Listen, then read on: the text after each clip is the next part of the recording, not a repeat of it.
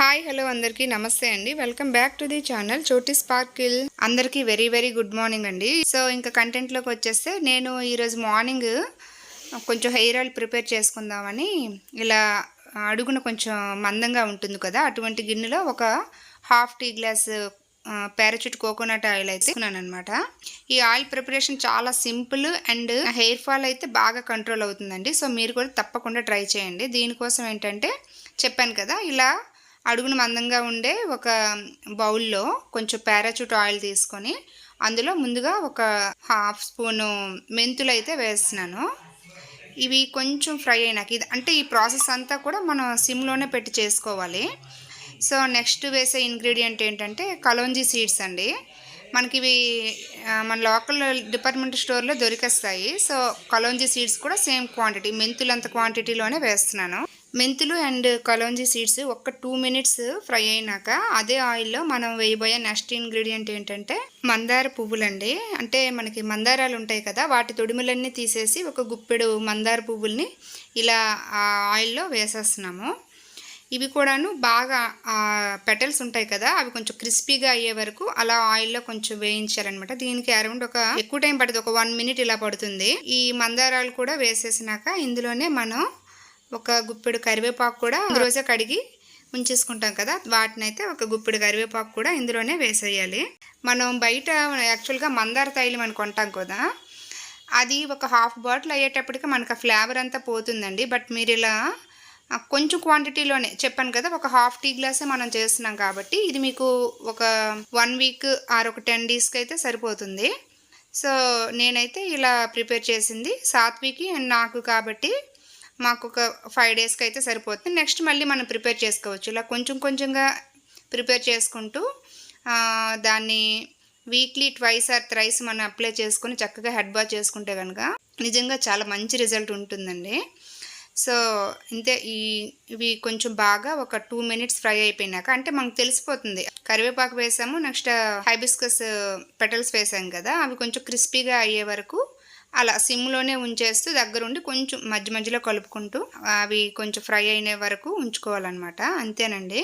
దీన్ని మనం వేరే కంటైనర్లో, గ్లాస్ కంటైనర్స్ ఉంటాయి కదా, అందులో చక్కగా స్ట్రెయిన్ చేసేసుకొని ఉంచుకుంటే ఒక 1 వీక్ ఆర్ 10 డేస్ వరకు మనకి సరిపోతుంది. లాస్ట్లో అయితే నేను కొంచెం మస్టర్డ్ ఆయిల్ కూడా యాడ్ చేశాను. మన దగ్గర ఆముదం ఉంటే ఆముదం వేసుకోవచ్చు, లేకపోతే ఆలివ్ ఆయిల్ ఆర్ బాదం ఆయిల్, మీ హెయిర్కి ఏది సూట్ అవుతుందంటే అది వేసుకోవచ్చు.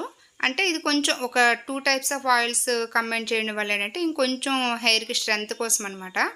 సో నేను మస్టర్డ్ ఆయిల్ అయితే ఇలా కొంచెం ఒక 2 table spoons of mustard oil ఇందులో యాడ్ చేసేసి గ్యాస్ అయితే ఆఫ్ చేసేస్తున్నానండి. ఇదంతా కూడా కొంచెం గోరువెచ్చగా అయ్యాక స్ట్రెయిన్ చేసేసుకుంటే అది ఆయిల్ అంతా కూడా చల్లగా అయ్యాక మనం ఆ గ్లాస్ బాటిల్లో ఎందులోనైతే మనం స్టోర్ చేస్తామో దానికి లిడ్ అనేది పెట్టాలి.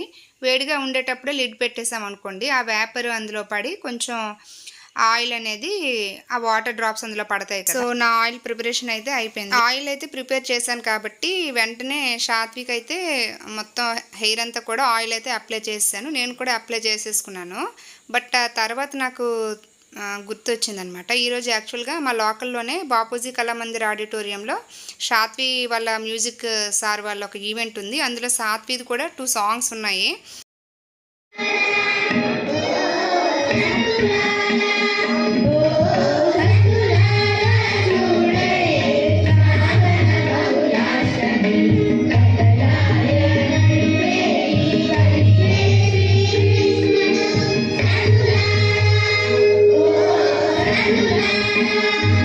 ఆయిల్ పెట్టేశాక గుర్తొచ్చిందండి ఈవెంట్ ఉందని. బట్ మరి చేసేదేమీ లేక ఆయిల్ హెయిర్ని అలా జడవేసేసి ఈవెంట్కి అయితే తను రెడీ చేశాను. కొంచెం సాత్వి ఫేస్ అయితే కొంచెం డల్గా ఆయిలీగా ఉంది కదా, బట్ మరేం చేయలేను.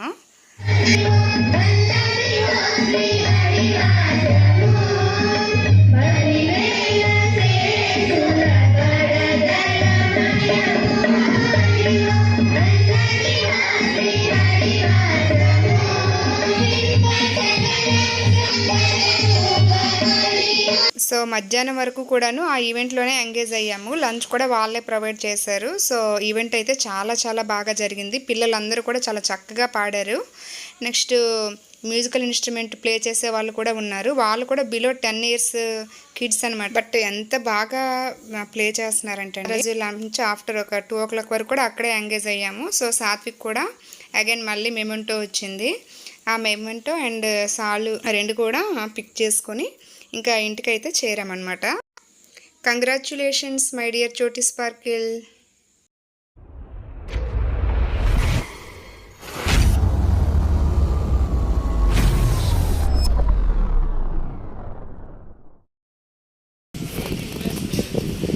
ఆ రోజు ఇంటికి వచ్చాక ఈవినింగ్ అయితే పెద్ద గాలితో వర్షం కూడా బాగా వచ్చింది. అంటే ఇంచుమించు మన శ్రీకాకుళం లోకల్ అంతా కూడా ఆ రోజు వర్షం పడినట్టుగా ఉంది. బాబోయ్ ఎంత గాలండి అసలు. బయట ఉంటే మనుషులను కూడా ఎత్తి పక్కన పడేస్తుందేమో అంత పెద్ద గాలి అయితే వచ్చింది. సో నేనైతే వర్షం పడేటప్పుడు చేసే పని ఈ ఇండోర్ ప్లాంట్స్ ఉంటాయి కదా, వీటిని మాత్రం ఖచ్చితంగా ఆ వర్షం చినుకులు పడుతుంటాయి కదా ఆ వెలిపిరిలో అయితే కొంతసేపు ఉంచుతానమాట. మనం ఎంత వాటరింగ్ చేసినా సరే ఆకుల్ని మనం ప్రతిరోజు డస్ట్ ఫ్రీ చేసినా ఈ వర్షం తాలూకా చల్లదనం అనేది మనం మొక్కలకి ఇవ్వలేమండి.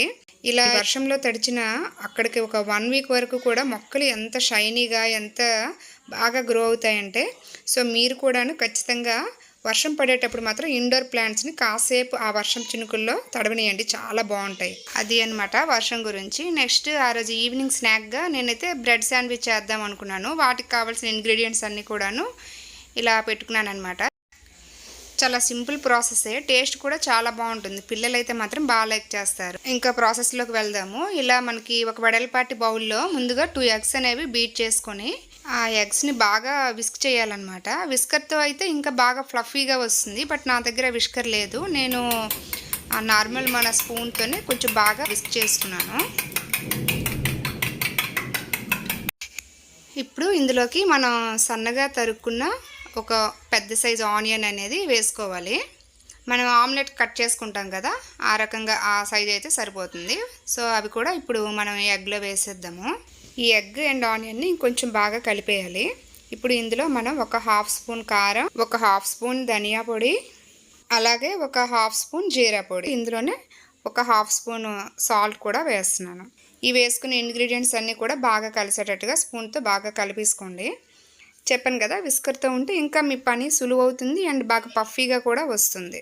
సో ఇంకా గ్యాస్ వెలిగించి ఒక ప్యాన్ అయితే పెట్టుకున్నాను. యాక్చువల్గా నేను మన దోశ వేస్తాం కదా, ఆ పెనం అయితే ఇంకొంచెం వెడల్పుగా ఉంటుంది కాబట్టి బాగా వస్తుంది. యాక్చువల్గా నేను ఈ పెనం పెట్టాను కదా, దీనివల్ల ఆల్మోస్ట్ అటర్ ఫ్లాప్ అయింది అనుకున్నాను. బట్ టేస్ట్ వైజ్గా అయితే బాగుంది. చూస్తారు కదా మీరు కమింగ్ ఎలా ఉంటుంది అనేది. సో ఇలా ఒక ప్యాన్ పెట్టేసుకొని అందులో కొంచెం బటర్ అయితే వేసుకోండి. ఈ బటర్ అంతా కూడా బాగా మెల్ట్ అయ్యాక మనం ఆల్రెడీ అన్నీ కలిపి పెట్టుకున్నాం కదా, ఎగ్, ఆనియన్ అండ్ జీరా పొడి, ధనియా పొడి అండ్ సాల్ట్, ఆ మిక్చర్ని అయితే ఇందులో మొత్తం వేసేయాలన్నమాట.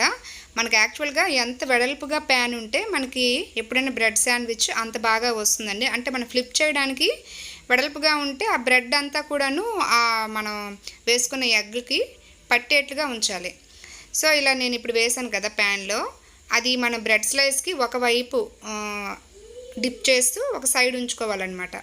ఇలా డిప్ చేయడం వల్ల ఏంటంటే మనం అగైన్ రెండో సైడ్ ఫ్లిప్ చేసేటప్పుడు ఈ ఎగ్ అనేది దానికి బైండ్ అయ్యి పర్ఫెక్ట్గా వస్తుంది మనకి టెక్స్చర్ అనేది. సో యాజ్ ఇట్ ఈస్గా నేనైతే ఇందులో డిప్ చేసేసి ఆ బ్రెడ్స్ అయితే ఇలా సైడ్ ఉంచేసుకున్నాను. ఇంకా నార్మల్గా మనం సైడ్స్ ఇంకొంచెం బటర్ అయితే వేసుకోవచ్చు, నార్మల్ మనం ఆమ్లెట్ చేసుకునే టైపే. ఇప్పుడు మనం ఏ వైపు అయితే బ్రెడ్కి డిప్ చేయలేదో ఆ సైడ్ని ఇలా ఆమ్లెట్ పైన ఫిక్స్ చేసేయాలన్నమాట. సో యాజ్ ఇట్ ఈస్గా నేను కూడా ఆ 2 బ్రెడ్ స్లైసెస్ని ఈ పైన ఇలా పెట్టేశాను. చూసారు కదా, కొంచెం ఇంకా ప్యాన్ వెడల్పుగా ఉండుంటే ఆమ్లెట్ ఇంకొంచెం స్ప్రెడ్ అయి ఉండేది. ఆ 2 బ్రెడ్స్కి సరిపడా సైజులో ఆమ్లెట్ వచ్చి ఉండేది.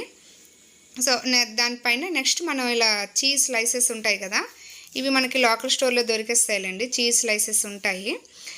లేదంటే మనం చీజ్ క్యూబ్స్ తెచ్చుకుని అది ఇంకా తురమాలి. బట్ ఇది చాలా బాగుంటుంది బ్రెడ్ శాండ్విచ్కి అయితే. ఇలా ఒక స్లైస్ని దానిపైన ప్లేస్ చేసేస్తాము ఆ బ్రెడ్ పైన. మరి కొంచెం బటర్ని ఆ సైడ్స్ అప్లై చేసేస్తే మనకి ఫ్లిప్ చేసేటప్పుడు ఈజీగా వచ్చేస్తుంది అనమాట.